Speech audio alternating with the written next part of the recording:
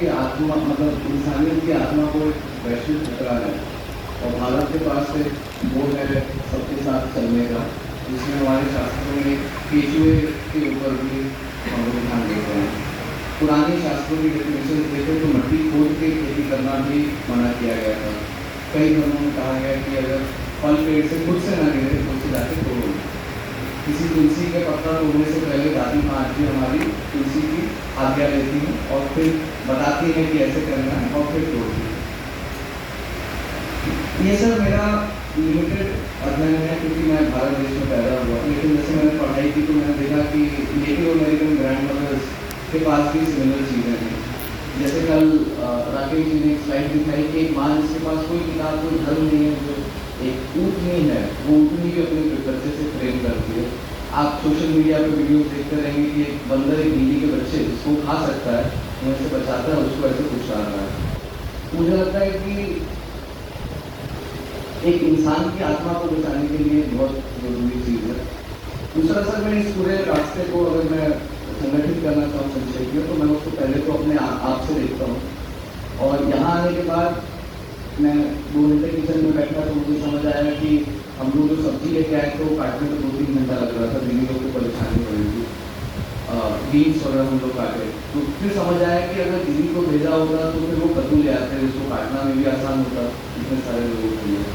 तो गांधी जी का वो तालिस्मान याद आता है कि जो भी हम लोग यहाँ बात कर रहे हैं, वो जो 4 दीदियाँ वहाँ हमारे लिए खाना पका रही हैं, जब तक वो इन बातों को समझ ना पाए, अपने जीवन शैली में आसानी से उतार ना पाए और वो चिपकी ना रहे, वो 2 दिन हो के तीसरे दिन छूट जाए, तो फिर ये काम आगे बढ़ना बड़ा मुश्किल है।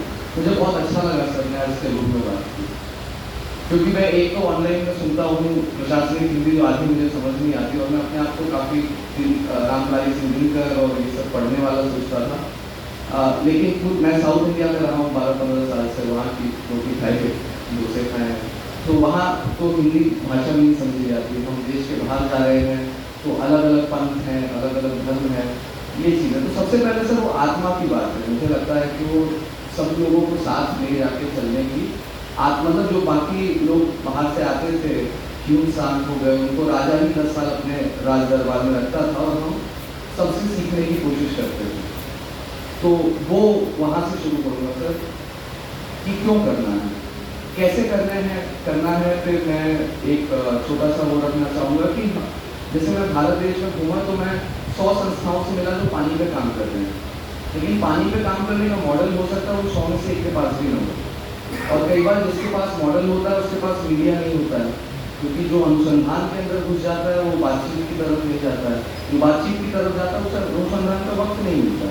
और मैं देखता हूँ जो जितनी बड़ी संस्थाएँ और जितनी पॉपुलर होती जाती हैं उनका वो रीजनिंग उतना सॉफ्ट होता जाता है, और जो लोग साइंटिस्ट की तरह काम करते हैं, जो बहुत अच्छा शोध करते हैं, उनकी आदत भी होती है कि वो सच बोल देते हैं तो उनसे लोग भी कटते रहते हैं।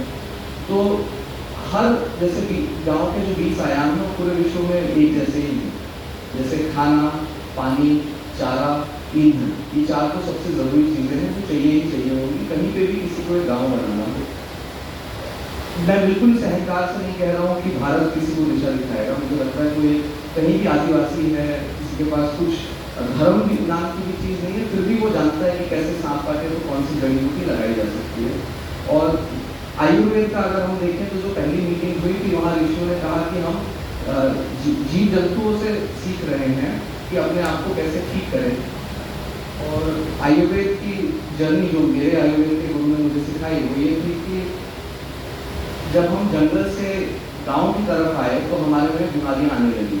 हम जैसे यहाँ बैठे हैं 10 दिन और बैठेंगे तो स्पाइन में थोड़ा स्ट्रेस आने लगेगा, जंगल में दौड़ेंगे तो डिकम्प्रेशन होता रहेगा। तो इसको कैसे सीखा जाए? तो मेरे गुरु बताते हैं जब हाथी का पेट खराब होता है तो कौन सी जड़ी, आप लेकिन कुत्ते बिल्ली भी घास खाते हैं तो उनका पेट खराब होता है। तो वहाँ से हमने सीखना शुरू किया।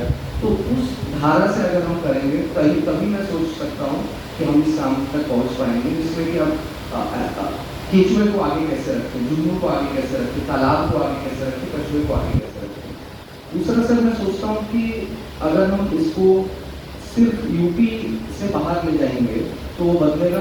लद्दाख में खेती अलग होती है, केरल में अलग होती है, आसाम में अलग होती है।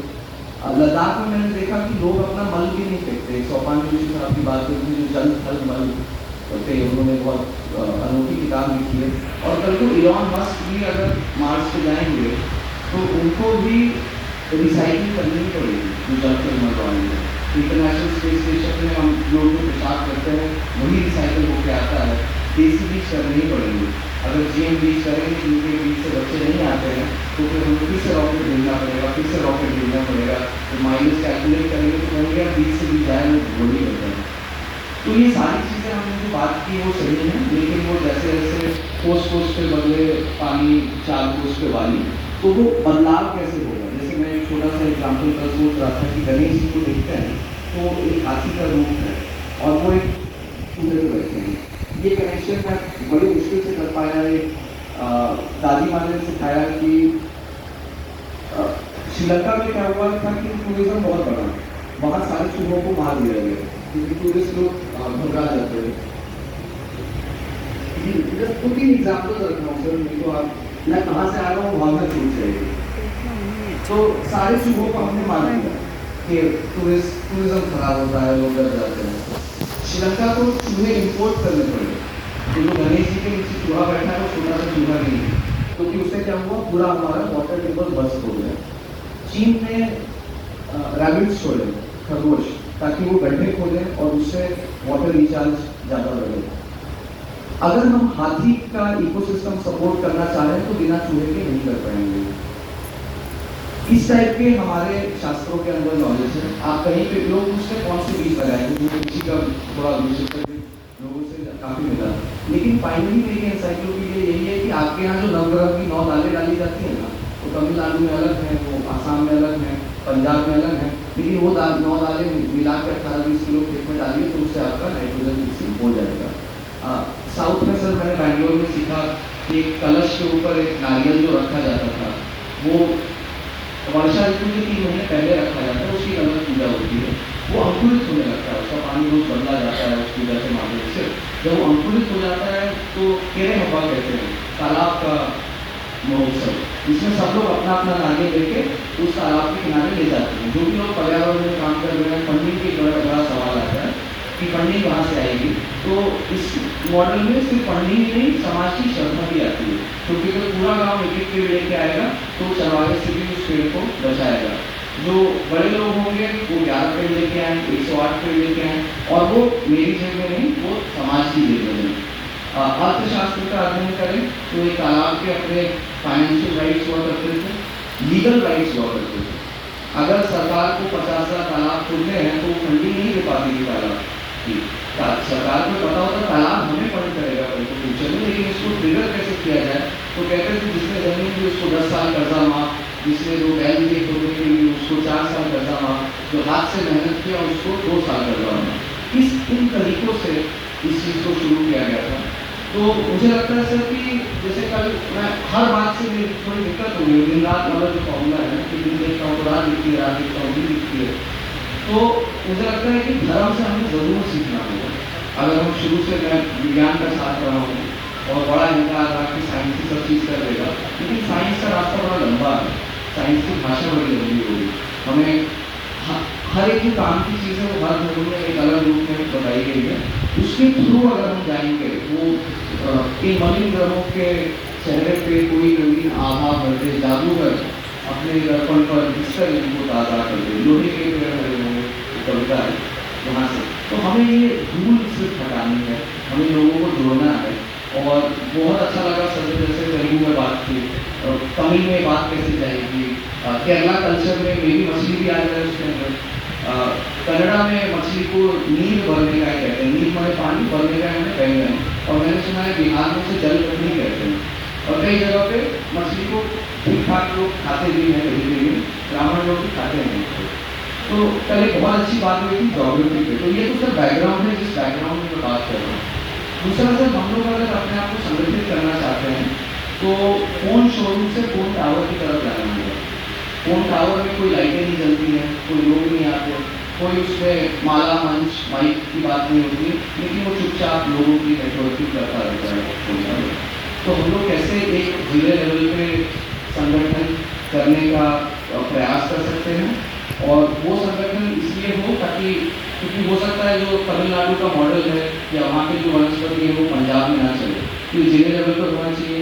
पंजाब वाले तेलुगु सुनेंगे तो फिर वो शायद समझे ना उस बात को, तो वहाँ साढ़े लाख जैसी बातें होनी चाहिए।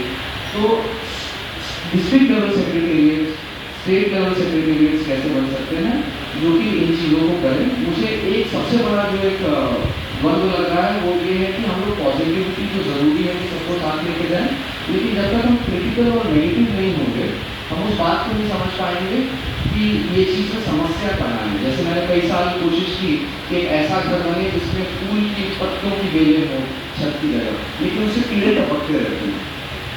अगर हम चाहते हैं कि घास की छत हो तो ठंडी तो रहती है, लेकिन साल में एक ही वक्त होता है जो आपको घास उठा के लानी होती है। गाँव में उतनी बड़ी उतनी सारी घासें होनी चाहिए तब जाके आप वो मड़े की छत डाल सकते हैं, और वो करने के लिए आपको चरवाहों के साथ जाना होगा। तो उत्तराखंड के चाणक्य का सीरियल आता था, उसमें वो अंतरिक्ष शांति से यहाँ तक आते थे। आप लोग बता सकते हैं ध्येय शांति, अग्नि शांति, जल शांति, आप शांति, काम क्रोध शांति, तब जाके हमारे अंदर शांति शांति शांति आएगी।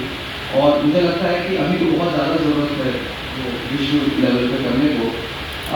लास्ट एक बात करूँगा छोटी सी कि एक सामाजिक व्याकरण को मैं ढूंढ रहा हूँ काफ़ी वक्त से, कि अगर मैं संस्कृत की किताबें देखूँ तो यहाँ से चाणक्य, यहाँ से बृहस्पति तक शायद किताबें लगाई जा सकती हैं, लेकिन संस्कृत व्याकरण को देखूँ तो एक शायद 100-200 पढ़ने में वो किताब आ जाएगी। तो किसी मॉडल को कैसे समझा जाए, उसमें कमी कहाँ है, उसमें बढ़ोतरी कहाँ है, और उस चीज़ को अलग अलग जगह सेम चीज़ नहीं जा पाएगी, उसको कैसे कॉन्टेक्चुअलाइज किया जाए। तो अगर इस दृष्टि से मैं देखूंगा तो गौ माता तक जाने के लिए मुझे पहले बकरी की सस्टेनेबिलिटी सेटअप करनी पड़ेगी। साहब ने बहुत खूबसूरत चीज़ बोली कि गरीब की गाय बकरी है, और आंध्रा में मैं देखता हूँ, साउथ इंडिया में देखता हूँ, जहाँ सिर्फ कटनी गाय, वो सब चीज़ें हैं जहाँ पीने को पानी नहीं है, वहाँ पे बकरी गाय का काम कर देती है। जहाँ बकरी नहीं हो पाती वहाँ पे भी खरगोश की लहरी होती है, जहाँ वो नहीं हो पाता वहाँ और छोटी चीज़ें होती हैं। फाइनली सर मुझे लगता है कि कैसे दिन को रात के ऊपर हावी न होने दिया जाए, नहीं तो सिर्फ अपनी हो जाएगी, रात को दिन के ऊपर हावी न होने दिया जाए जो सिर्फ अंधकार हो जाएगा। मुझे लगता है कि धर्म के साथ चलना होगा, धर्म की आत्मा के साथ चलना होगा। वेजिटेरियनिज्म जैसे हमारे धर्म में कहा गया है तो काफ़ी ज़रूरी है, क्योंकि 70-80% डीएनए हमारा प्लांट के साथ मैच नहीं करता है। तो कल को अगर मैं चूहा खाता हूँ, चूहे के पेट में बीमारी है तो मेरे इंटेस्टाइन में भी आ सकती है। तो बहुत बड़ी साइंटिफिक चीज़ है जो हम प्रो वेजिटेरियनिज्म कहते हैं। यहाँ तक कि हज़रत कुरान में भी इसका जिक्र है कि जहाँ तक हो पाए आप कोशिश करिए वेजिटेरियनिज्म की। लेकिन अगर हम सिर्फ वेजिटेरियनिज्म को लेकर चलेंगे तो विश्व तक तो शायद नहीं जा पाएंगे। हम कहेंगे सिर्फ गाय पे खेती हो तो राजस्थान में तो उतनी गाय शायद नहीं हो पाएगी, वहाँ कैसे खेती होगी। तो ये सर मैं कुछ बिंदु है, एक स्लाइड प्रेजेंटेशन है लेकिन प्रोजेक्टर नहीं है तो वो नहीं कर सकते। लेकिन अब मैं सोच रहा हूँ कि हमारे पास जो 20 मॉडल हैं अगर वो विवेकानंद साहब के उसमें जाएंगे तो हमारा काम थोड़ा बदलेगा। जैसे सर ने जो बात कही हेल्थ को कैसे सही करना है, फिर हमारा क्लरिकल काम बनेगा कि उसको ट्रांसलेट करके संक्षेप में कैसे रखा जाए, उसके वीडियोस कैसे बने, आपके ज़िले में और कौन सी संस्थाएं जिनसे हम जुड़ सकते हैं, वो मैसेज कैसे जा सकता है। वो स्कूल प्रिंसिपल को अलग मैसेज जाना होगा, एक माँ को अलग मैसेज जाना होगा, एक जर्नलिस्ट को अलग मैसेज जाना होगा। उस आयाम पे काम करने के लिए इस मंच को लोगों की ज़रूरत है। अनुपम जी के बारे में किसी ने बात कही कि he was the clerk of the common people, the hidden clerk of the common people. और एक दुनिया जहाँ डीएम, सीएम, पीएम और मंच वाला माइक में ज़्यादा प्रशस्ति है, उसमें क्या हम लोग अपनी अपनी तरफ से एक वॉलंटियर आगे ला पाएंगे। और वॉलंटियर सर किसी मंच के लिए मत लाइए, अपने ज़िले के लिए लाइए और वहाँ से काम शुरू किया जाए। जहाँ जहाँ काम हो पाएगा, मुझे लगता है पहले तो हम लोग काफ़ी स्तर पर फेल होंगे, फेल होके सक्सीड होके, फेल होके सक्सीड होके जो सांस की भी प्रक्रिया चलती है, एक्सपेंशन कॉन्ट्रैक्शन, एक्सपेंशन कॉन्ट्रैक्शन, वहाँ से सर हम कुछ बिंदु शुरू कर सकते हैं। जीवन के गीत सुनाए, हम सब जीने वालों को जीने की राह दिखाए। तो ये राह छोटे छोटे खेल, छोटी छोटी बातें कैसे में जीवन की राह दिखाती हैं, ये बहुत गहरी और अच्छी संवेदना है। और इस संवेदना की आज की पीढ़ी को और सभी पीढ़ियों को आवश्यकता है। उसके बिना मानवता, धरती का जोड़ों का जो सह अस्तित्व है वो संभव हो पाया है, और उसके बिना वो संभव आगे रह नहीं पाएगा। तो ये बहुत बड़ी बात है। पर मेरा जो आपसे अपेक्षा थी वो अभी भी है, क्योंकि हम अंतिम स्तर की ओर पहुँचे हैं। तो अंतिम स्तर की ओर मैं ये पूछ रहा हूँ, आज ही हम इस मुद्दे के ऊपर क्यों बात कर रहे हैं? इसमें सिर्फ 2 मिनट में टू द पॉइंट तुम्हारी अपेक्षा क्या है और तुम्हारा कंसर्न क्या है कि तुम इस ग्रुप के साथ क्यों जुड़े हो, और ये अभी करना क्यों जरूरी है, नहीं किया तो क्या होगा? कल रात को सर मैंने युवल नोआ हरारी करके एक साहब है, उनका एक छोटा सा इंटरव्यू देखा, इजरायली है, सेपियंस नाम की किताब लिखी है, विश्व प्रसिद्ध है, 150 देशों में ज्ञान देते हैं। वो कह रहे थे कि इजराइल ये युद्ध तो जीत जाएगा लेकिन अपनी आत्मा खो बैठेगा। विश्व उस तरफ जा रहा है जहाँ पे कि एक साहब ने मुझे बताया कि वृंदावन में 52 कृष्ण हो गए हैं और उन लोगों को ही साथ लाना बड़ा मुश्किल हो रहा है लोगों को, तो सबको एकता की तरफ जाना ही पड़ेगा। तो उसके लिए सर मुझे लगता है अगर हम लोग ये काम आज नहीं करेंगे तो कल ये काम कठिन होगा। मेरा बहुत बड़ा साहस आएगा क्योंकि यहाँ पे मैंने देखा कई लोगों ने नाड़ी से एक दूसरे का सही कर दिया, किसी ने बताया कि अलसी लगाइए तो ये सूजन सही हो जाएगी।